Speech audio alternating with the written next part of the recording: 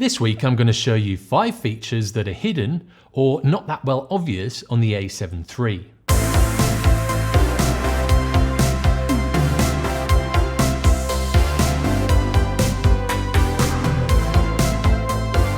The Sony A7 III is a great little camera, and even though the menus are getting better than the previous generations, there are still a few features that are really well hidden. With some help from you guys in the comments, some research and digging around in the menus, these are the hidden features I've found.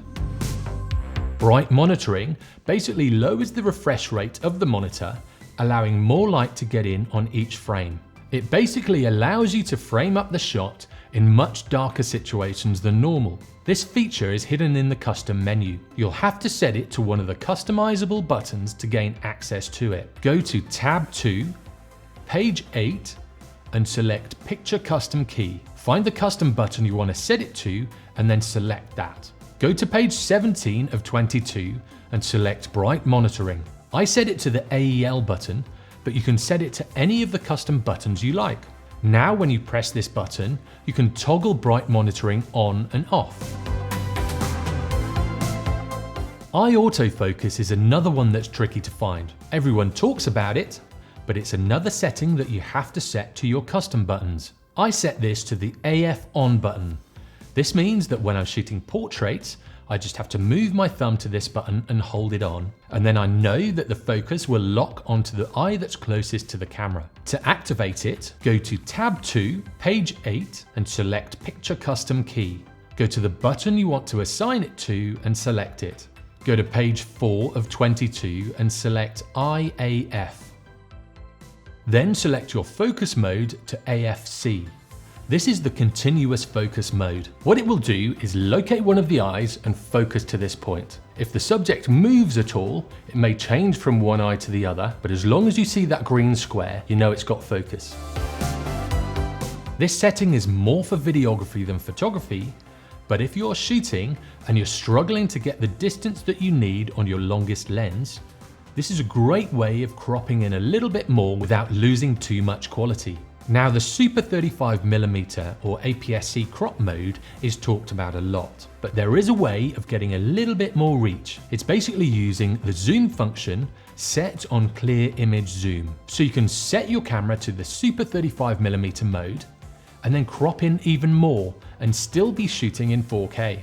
To get there, go to the second tab and go to menu 5 of 9. Select zoom setting and select and change to clear image zoom. Go to tab 1, menu 1, and select APS-C Super 35mm and turn it on. Go to tab 2, menu 5, and select zoom. Then use your back dial to zoom in more. In the full frame mode, this will crop in 2 times. In the Super 35mm mode, it'll only crop in 1.5 times.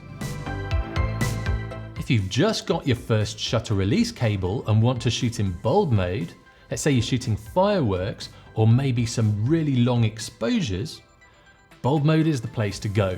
Select manual mode and then slow down your shutter speed into the seconds, and then bulb mode lives 1 click past 30 seconds. So keep clicking it down until you get to 30 seconds and then click it once more. Now when you click and hold your shutter button, the shutter will stay open for as long as you press it. With a remote shutter release, it'll normally have a lock function on this, so you can leave it open for extended amounts of time. Just remember, to take full advantage of this function, you want the camera to be as still as possible. So you'll need a shutter release cable and a tripod. If you used to shoot with a DSLR, you might be familiar with the blinkies. These are also known as highlight alert or highlight warning. It's basically a function where when you look at your images on the back of the camera that you've already taken, the highlights that are overexposed will blink, hence the term blinkies. Now, if you go through the Sony menus, you won't find this option. To get to this one, you just have to select the review button and then press the up button on the back dial. Keep pressing it until you get to the histogram RGB breakdown.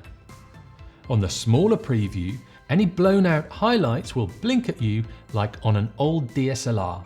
And that's about it. If you know of any other functions that are hidden on this camera or are not that well obvious, Leave a comment below. It'll be great to find some other functions that might be hidden even deeper in this camera. As always, if you like what you see, give me a thumbs up. If you didn't, give me a thumbs down.